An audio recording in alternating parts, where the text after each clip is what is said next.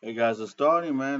They think the strategists and the behind the wall commentaries, news, and they're saying the governor Walz might more likely step down from going in the governor race for a third term. He might give that. They think he's going to give a message tomorrow about this. We'll find out, and they think a lot of insiders think that's going to be the case. We don't know, but it looks like he doesn't have a lot of support. It's sounding like, not looks, but sounding like he doesn't have a lot of support from the news and these insiders about him pushing forward for a third term as governor of Minnesota. It's amazing to see what's happening. I hope everything work out for the governor. But let's find out what's going on right now. It seems like they're saying in the media that he might drop out the race. He might drop out the race, the governor's race for for a third term. Tim Walz of Minnesota. So let's find out what's happening right now. Going to deviate here a little bit. For the last 15 minutes, our newsroom has been trying to confirm some information we're learning about Governor Walz. We have now contacted Fox 9 political analyst Bloise Olson, reporting Governor Tim Walz will likely drop out of the governor's race. I believe I have Bloise now on a Zoom call. We can talk about this. Hi, Bloise. Hey, Randy. How are you? Happy Sunday night. Good. Happy Sunday night to you too. Happy New Year. What do you know about this? You tweeted something out a few minutes ago, but tell us what you know about the possibility of the governor now dropping out of the governor's race for re-election. So I think we've heard for many days that there was a lot of pressure from Democrats on Governor Walz whether or not he was going to stay in this race. But I learned late today that he met with Senator Amy Klobuchar today, and tomorrow his schedule is an all-staff meeting and then some media briefings. They have not put out his public schedule yet for tomorrow, but my sources are telling me that he will make a major announcement tomorrow and that it is likely that he'll drop out of the governor's race. Bloise, again, the first thing people will think about is, okay, where does this leave the Democratic Party in the race for governor? Because it was fairly cut and dried prior to the last few weeks, we might say, when all the fraud stuff broke and the governor announced last fall he would be running for re-election. Where does this leave? I know Peggy Flanagan, the lieutenant governor, is running for Senate. Where does it leave that party if they're going to try and replace him on the gubernatorial ticket? Well, I think that's why the decision had to be made sooner rather than later. February 3rd is the precinct caucuses for the DFL, and any candidate who wants to seek the endorsement is going to have to go through that process. Amy Klobuchar has been rumored to be interested and maybe could run.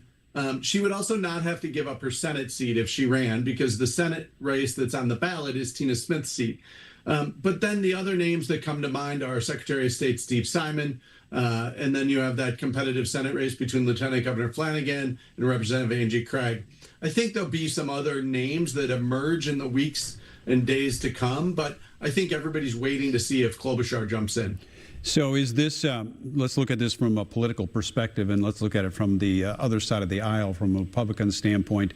Does this open a fairly large door that maybe the Republicans running for governor haven't seen before without Walz in the race?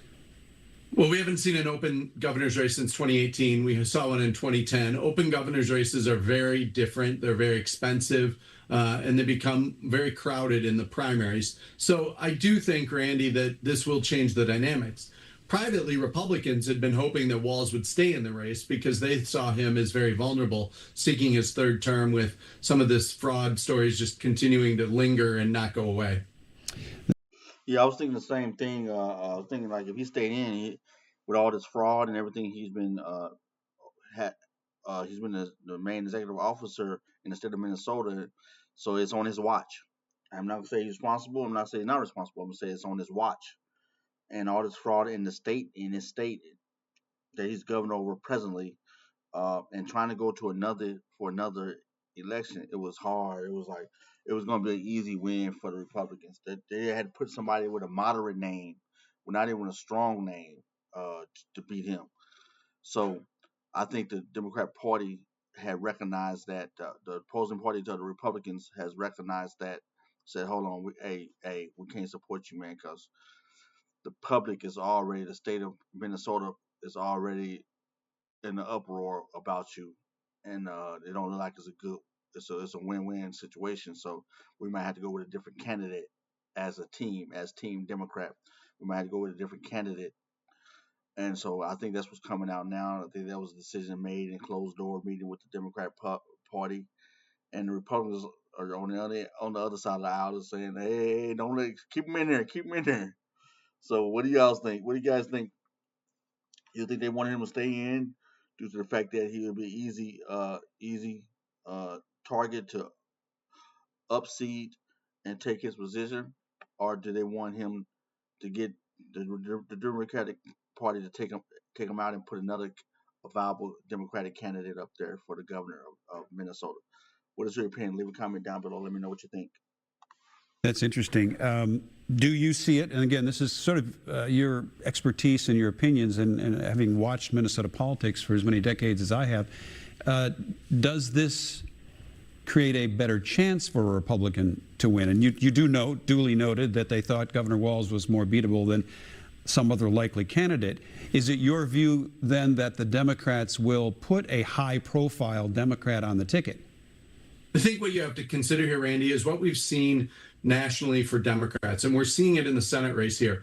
There is friction in the Democratic Party between progressives and center-right, more pro-business Democrats. You saw it in New York with the Mondami election. You're seeing it in the Flanagan race against Angie Craig, and you saw it in the Minneapolis mayor's race. And so what we're going to see here is more progressive candidates are going to look to the caucus system, and a more moderate candidate's going to think, can they win in a primary? Let's remember that Governor Dayton and Governor Walz both won primaries to be governor. And so the endorsed candidate did not succeed there.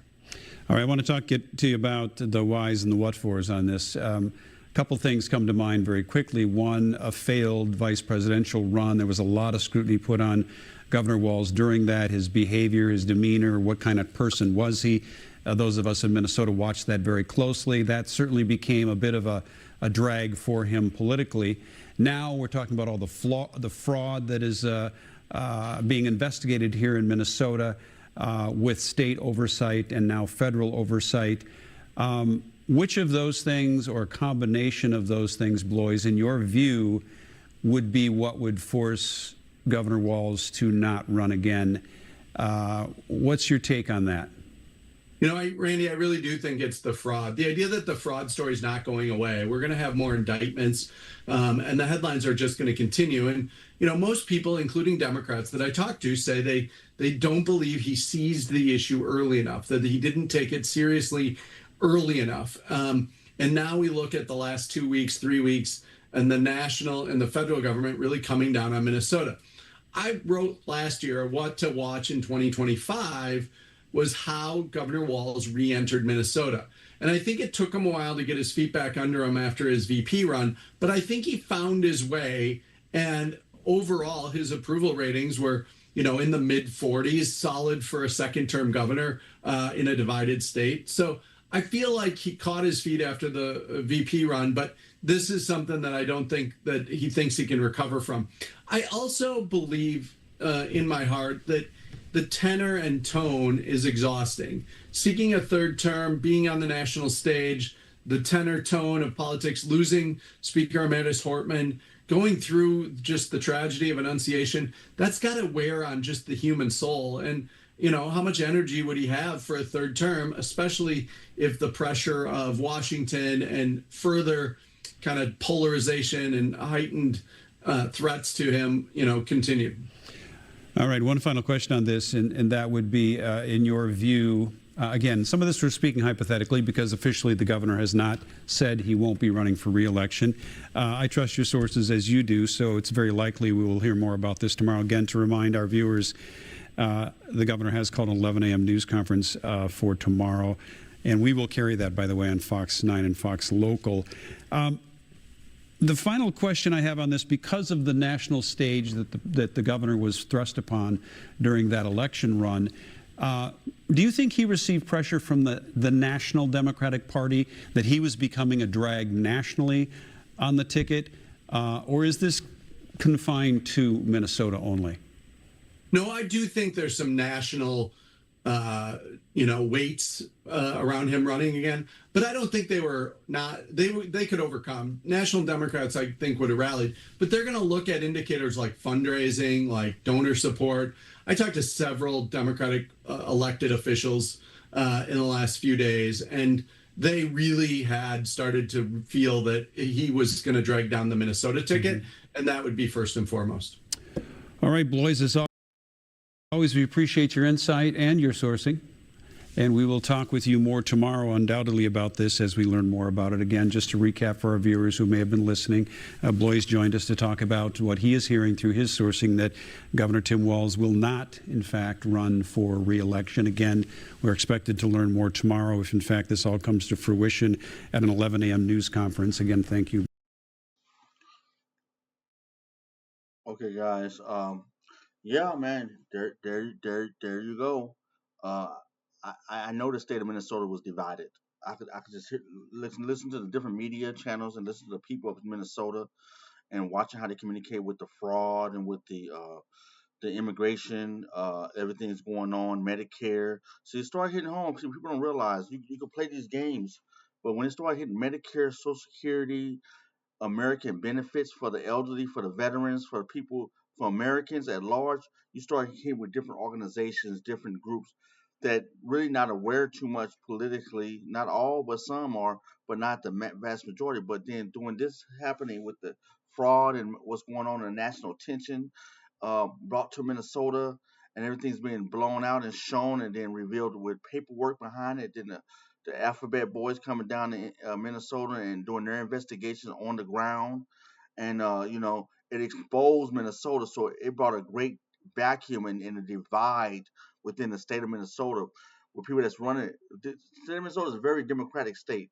Has a large democratic part, but it's divided because you got people that's understanding that was in the dark and didn't know that all of this one group that's been here uh, uh, 15, 20, 30 years has invaded and as they feel, as I heard people say about the Somalian community there, and benefiting off of things that they should not be benefiting off of the Minnesotans. So it's a divide. It's a great divide right there. It's a shaky territory. It's a shaky state right now. And as we heard the news talking about it, I hope they get it together. I hope they make the decision tomorrow. We'll find out what's going on. I'll be covering that tomorrow.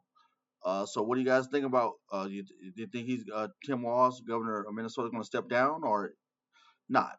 What is your opinion? Leave a comment down below. Let me know. And also, do you think Governor Tim Walz was bringing more negative national attention to the state of Minnesota with the fraud and the level of fraud and what's everything that's happening in the state of Minnesota under his watch? What is your opinion? Leave a comment down below. I'd like to know. And all final, do you think Governor Walz should be held accountable uh, criminally? No. What's your opinion? I don't know about that. I don't know how deep it is, but I had to put that question out there. What is your opinion? Let me know what you think. Uh, and we'll move on from here. I hope you guys have a wonderful day. This is one last one I'm gonna put up for the night. I hope you guys have, like I said, a wonderful day. And comment below, subscribe. Let me know what you think. Like the video. Um, any direction you want to move in, let me know what you feel. All right, guys. Have a wonderful day.